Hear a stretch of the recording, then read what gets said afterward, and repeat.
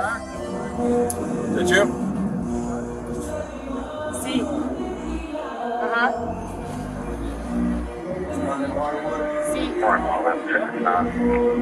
Footage from the body camera captures the end of an almost year-long chase, a hunt that began after the brutal, senseless murder of a woman who had no idea she was in danger. But it's important to note, this wasn't just another tragedy. This story marked the start of a chilling journey, spanning 4,000 kilometers of road, littered with fear, violence, and blood. It became the final act in a long series of brutal crimes. This bloody event shook society, sparked political debates, and reignited old discussions. More than that, it even drew artificial intelligence into the case, helping to protect people from predators like this. Hi everyone, Detective Mike here, and today we're diving into the story of Rachel Morin, a case that stretched across 2 countries and involved almost every type of evidence imaginable, from surveillance footage to DNA analysis, from public appeals to dramatic body camera clips. There's a lot to unpack here, so don't forget to subscribe and hit the like button. I'd also love to hear what you think about the video. Did you like it? And is there anything you'd change? Maryland is a small but incredibly diverse state, often called America in miniature. You can find everything here, from cozy Atlantic beaches to the scenic Appalachian Mountains. The state capital, Annapolis, is known for its historic harbor and prestigious naval academy, while Baltimore attracts visitors with its historic inner harbor, delicious cuisine, and legendary crab dishes. Maryland is also famous for its seafood festivals, beautiful national parks, and genuine American hospitality. It's usually a quiet place, where peace is hard to disrupt. But that peace ended in August 2023. What started as an ordinary run along quiet forest trails turned Bel Air into the center of a national manhunt that lasted months and spanned thousands of kilometers. The 5th of August 2023 began like any other Saturday. The sun was shining, families were grilling in their backyards, kids played in the parks, and residents enjoyed the last days of summer. Among them was 3 7-year-old Rachel Morin, a vibrant woman, small business owner, and mother of 5.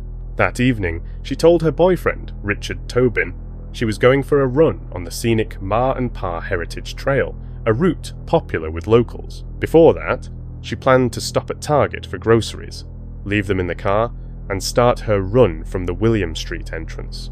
It was only 6 in the evening, the sun was still high, and the day was calm and warm. Rachel had no reason to expect anything bad, but this ordinary run turned into a nightmare. Hours passed. 7, 8, 9, and by 11, there was still no sign of Rachel. More than 5 hours had passed since she left for her run, and she hadn't returned. Her boyfriend, Richard, grew seriously concerned. At 11:23 p.m., he called the police to report Rachel Morin missing. As we know, the first hours after a disappearance are critical, but when it involves an adult, police often hesitate. They assume adults have the right to disappear voluntarily, and if nothing initially points to foul play, investigations are frequently delayed. But Richard had no doubt this wasn't like Rachel. He knew her better than anyone, and understood that something was wrong. Before we go further, it's worth asking some obvious questions. Who was Rachel Morin? What was going on in her life? Could she have left voluntarily? The answer was simple, no. There was no reason for her to do that. Rachel, 37, was a mother of 5, a joyful and caring woman with a big heart and strong family ties. She was born on the 20th of May, 1986, in Dover, New Hampshire, one of 8 children. Her parents, Patty and Ronald, raised daughters Rebecca and Aaron, and sons Joshua, Nathan, Michael, John, and Josiah. The family was always very close, and that bond didn't fade as they grew older. In fact, Rachel's life remained intertwined with relatives, friends, and her children. In 2009, the family suffered a major loss. Her father, Ronald, passed away. To support her loved ones while staying close to her children, Rachel started her own home cleaning business. This allowed her to balance work and motherhood. She spent time with her kids, cared for them, and always made sure they felt loved and supported. In such a large family, she was never without support. Those close to her described her as warm and magnetic, someone who lifted everyone's spirits. Friends said no party was ever as fun without her. She could make anyone laugh. Her personal life was full as well. Rachel had 5 children from 3 men, Joseph Castor, Jonathan Alderson, and Matt McMahon. While relationships weren't always easy, all 3 remained involved in their children's lives. A few months before the tragedy, in early summer 2023, Rachel started dating 2 7-year-old Richard Tobin. Just days before her disappearance, they officially confirmed their relationship on Facebook, a small but happy milestone for both of them. Besides being a mother, Rachel had many passions. She loved traveling, had a deep faith, and genuinely wanted to pass it on to her children. She was devoted to fitness and style, running marathons, working out at the gym, lifting weights, and it was this very passion for fitness that led her to the Ma and Pa Heritage Trail that evening. She knew the route like the back of her hand, having run it many times before. The quiet, the trees, the streams, and the bird song made it her favourite training spot. But that night, she didn't come home. Rachel was the kind of person who always stayed in touch with family, friends, and even acquaintances from her past. That's why her disappearance came as such a shock to everyone. When Rachel stopped responding to messages, concern set in almost immediately. At home, Richard paced nervously from corner to corner. Midnight came and went, and there was still no sign of her. He couldn't just sit and wait. That same evening, he called her family to see if she might have gone to them. That's when he learned that the last person she had contact with was her 8-year-old daughter, Faye. At 7:04 p.m, Rachel had sent her a brief message about half an hour after leaving the house, but when her daughter replied later, the message had not been read. For Richard, that was the critical sign something had gone wrong. Around 3 a.m, he couldn't wait any longer and set out to search on his own. Stepping into the dark, he drove through the Bel Air area, checking the usual spots where Rachel might have been. Soon, he spotted her car. It was parked near the lot by the Independent Brewing Company, just a few steps from the entrance to the trail on William Street. That was enough for the police to immediately launch a search. Even if she had decided to leave on her own, no one would ever leave their car abandoned in the middle of town. By morning, an official investigation had begun, joined by volunteers, friends, and Rachel's acquaintances. News of her disappearance quickly spread through the town and on social media. By dawn, dozens of people were combing the forest trails, hoping to find any trace. But, as often happens, these searches rarely end happily. On the morning of August 6, 2 volunteers, Cecilia and Evan, found something that would forever change the course of events. Like the other volunteers, they set out on the trail but decided to veer off the main path into the underbrush, where few people ever went. There, Cecilia noticed a strange stain among the leaves and branches. At first, she didn't realize what it was, but when she looked closer, she saw blood. Alarmed, she called Evan. He followed the trail a little further and came to 2 narrow concrete tunnels running under the forest. Peering inside, he froze. Just a few feet from the entrance, in the water, lay the body of a naked, bloodied woman. They immediately realized it was Rachel Morin. Her body was face down, partially submerged, and the back of her head was covered in wounds from brutal blows. Shocked, they called 911. Within minutes, detectives had surrounded the scene. During the initial examination, police noticed bruising on her arms and wrists, signs of a struggle. But the most horrifying fact came later. The woman had been sexually assaulted before her death. Investigators began meticulously examining the area. Inside the tunnel, the walls were smeared with blood, and about 200 feet from the tunnel, they found Rachel's broken iPhone XR and AirPods, the devices she had with her on the run. A little closer to the main trail, hidden in the bushes, lay her Apple Watch. Forensic experts determined the cause of death: multiple blows to the head and face, as well as strangulation. In total, she had received 15 to 20 powerful strikes, injuries that clearly indicated murder. Electronic data from her devices helped pinpoint the time of the tragedy, around 7-9 p.m. Only a few minutes had passed since Rachel sent her last message to her daughter. News of her death stunned the entire town. Family and friends were devastated beyond words. When Rachel's body was finally found, the investigation gained a new focus. The priority was now to find out who had taken her life. Since the killer was still at large, the police acted quickly. They collected not only physical evidence at the crime scene, but also genetic material, including DNA. Investigators reached out to the public, asking anyone with information about Rachel between 5 p.m. and 11 p.m. to come forward. Fortunately, a few witnesses did. Employees at 2 local stores confirmed seeing Rachel before she headed to her favorite trail. Around 6:30 p.m., she had stopped at a Wawa, and by 6:42 p.m., she was leaving the nearby Target. Later, her car was spotted near a local brewery around 6:50 p.m.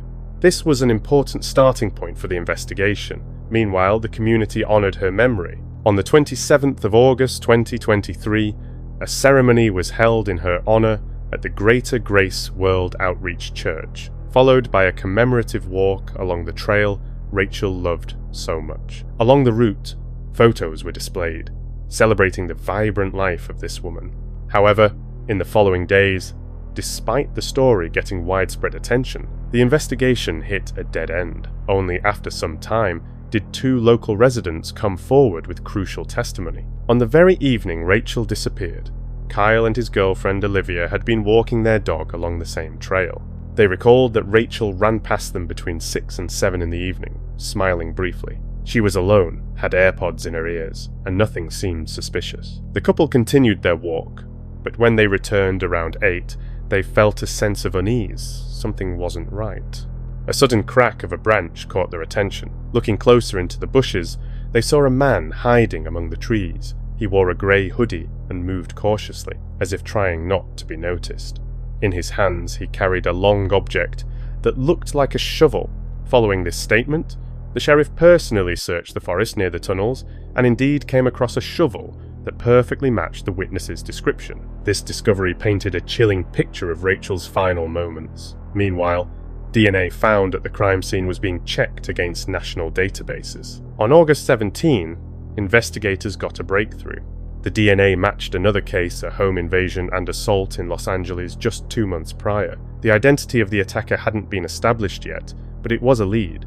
Maryland police discovered that the same man had broken into a house, brutally attacking a mother and her 9-year-old daughter. This was the first time he had been caught on video, not fleeing justice, but committing a new crime. He fled under the cover of night, unaware that he had left behind a key piece of evidence, a hat saturated with his DNA. That trace would later connect him to Rachel's murder, which had occurred more than 4,000 kilometers away. But this wasn't his only mistake. A Ring camera on the door recorded him leaving the house. The video clearly showed a man of Latino appearance, likely in his 20s. The recording was later released, hoping someone would recognize him.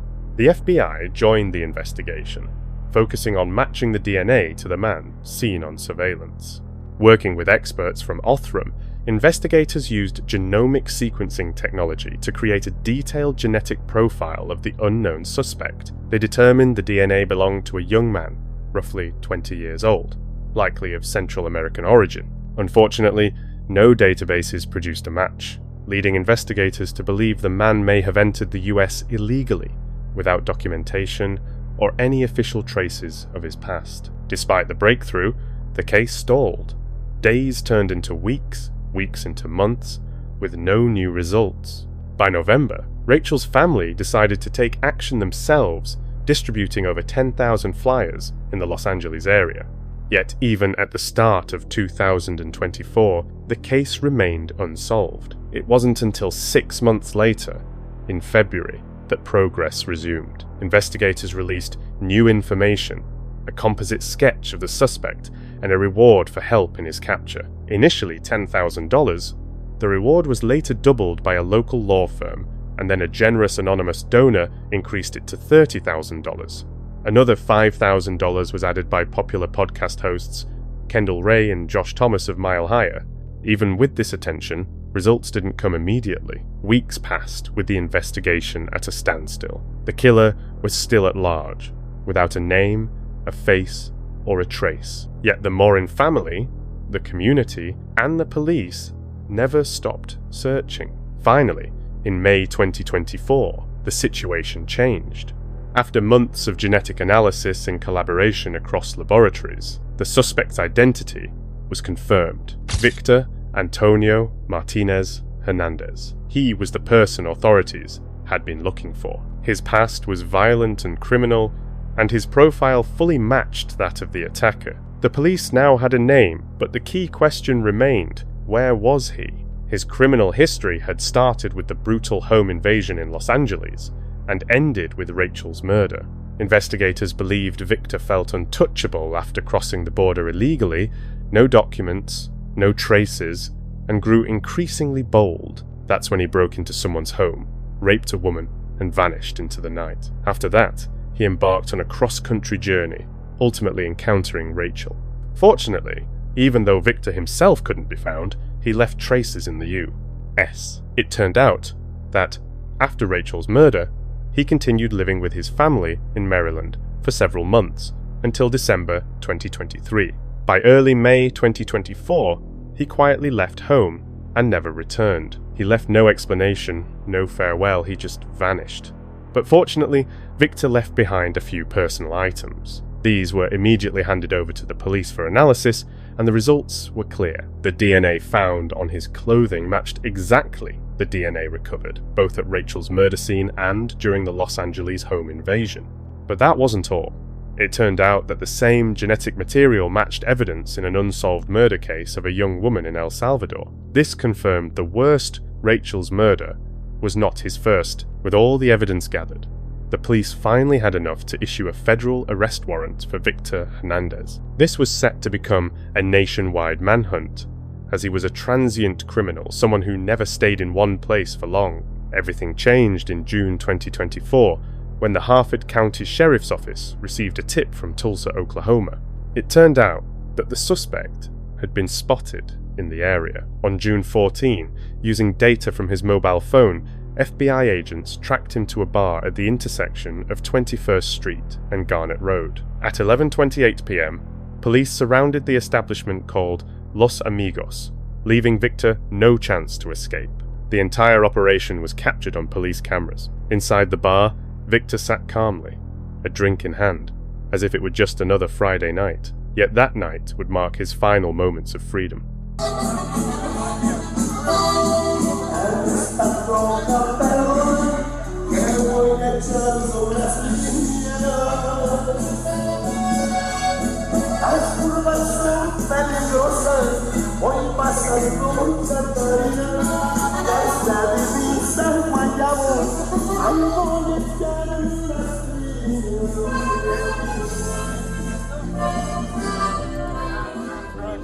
When officers approached him, he tried to stay calm and even gave a false name, but he quickly gave himself away, admitting that he was originally from El Salvador.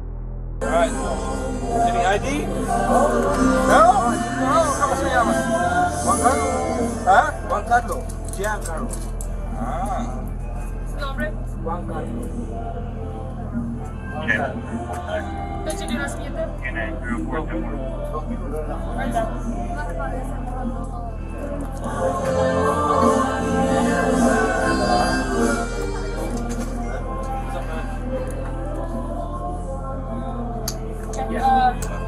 Su nombre.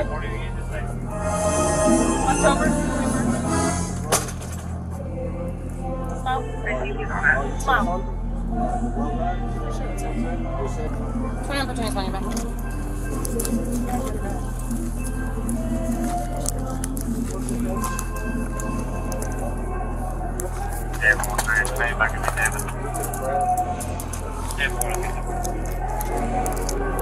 What's your real name? After a few follow-up questions, his true identity was revealed. The police took several photos, shots that marked the long-awaited capture of the criminal. Did you? Sí. Ajá. Sí. Victor was soon officially arrested and taken to the Tulsa County Jail. But who was he really, this Victor Hernandez? There's little information about his life before coming to the US, but the facts that are known are chilling. In February 2023, he crossed the border illegally, just a month after authorities in El Salvador were already searching for him in connection with the murder of a young woman. Further investigation revealed that he had connections in Washington, Virginia, and Maryland. His movements weren't random. Victor deliberately traveled through areas with active criminal gangs, and it was clear he wasn't new to the criminal world. His life had been deeply entrenched in violence. Any doubts about his true nature disappeared when police unlocked his phone. Inside, they found dozens of photos of Rachel Morin, along with other disturbing images. It was a real gallery of horror evidence that this man didn't just kill, but kept trophies from his crimes, taking pleasure in his actions. Fortunately, those files became indisputable proof of his guilt for investigators. The news shook the entire community. After 10 months of searching, they finally saw the face of the person who had taken Rachel's life. As a sign of gratitude and relief, officers posted flyers throughout the park announcing Hernandez's arrest, a quiet reminder to the public that justice had prevailed. It wasn't a PR move, just a simple message. We caught him. After the arrest, Victor Antonio Martinez Hernandez was formally charged with 2 murders and 1 rape crimes that spanned multiple states and even continents. Now, he was about to face the full force of the law. When the case went to trial, the Harford County District Attorney made it clear if Victor Hernandez was found guilty, she would seek the harshest punishment allowed under Maryland law. Since the death penalty had long been abolished in the state, that meant only one thing: life imprisonment without the possibility of parole. Despite the overwhelming evidence mounting against him, Victor maintained his innocence. He refused to testify, and in court officially pleaded not guilty. For nearly a year, both sides, the prosecution and defense, prepared for the decisive trial.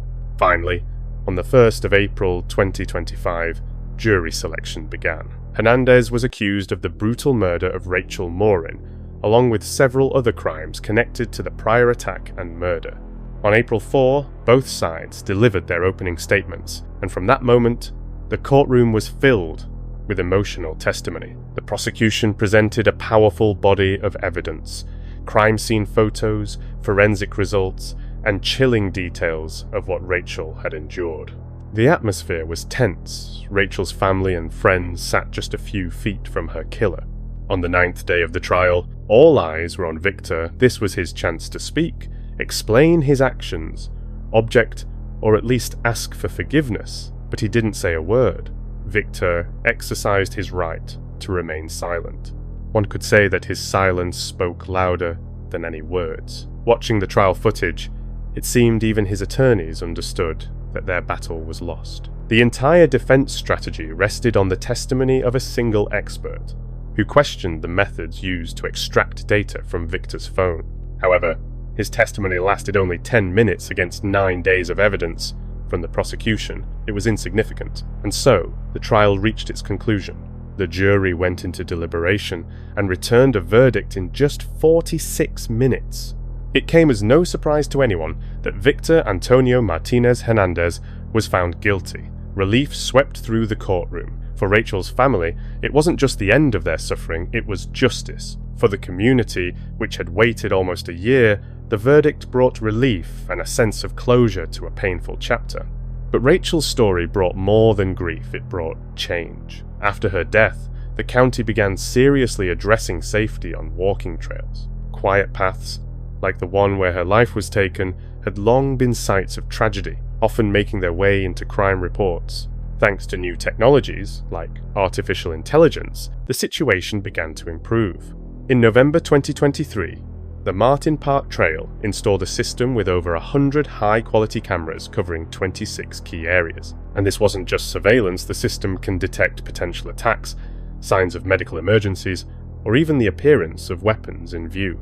In case of danger, it alerts emergency services instantly, so help can arrive before anyone even has a chance to call. Opinions on AI may vary, but this technology can truly save lives. However, not everyone viewed this case the same way. The fact that Victor was an undocumented immigrant sparked a lot of debate. As the sheriff said, he didn't come to this country to work or build a better life. He came to kill Rachel, and that should never have happened. At the center of this story isn't him, it's Rachel. On an ordinary summer day, she simply went out for a walk to get some fresh air and clear her mind. But she met the person who took her life. She was a person full of faith, joy, and energy. She loved adventure, always radiated warmth, and made others feel valued. Rachel had a unique gift. She saw the good in people, and shared love genuinely. Her life was cut tragically short, but her memory lives on in the hearts of those who knew her. She deserved so much more, and although Rachel is no longer with us, her name will never fade from people's memories. This concludes the story of Rachel Morin, a case that shook a community and sparked meaningful change. Thank you for being with us today. I truly appreciate you being here. Before we say goodbye, I'd love to hear your thoughts. What do you think about this story? Without a doubt, Victor's actions raise many questions and stir controversy. There will be plenty of discussion, especially around politics. So I ask just one thing, please stay calm in the comments. But tell me, how do you think it was even possible for him to end up on this path? I also want to hear your thoughts on the use of artificial intelligence in this case. How do you feel about these surveillance systems? Do you see them as helpful for safety, or do you think they go too far in invading privacy? If you enjoyed this episode, or it made you think, don't forget to subscribe to the channel, and if you want to support the project, check out my Patreon or follow updates on social media. Once again, thank you for being here. We'll see each other very soon, maybe even next week. Until then, take care of yourselves, look out for each other, and never stop being curious about the world. See you next time.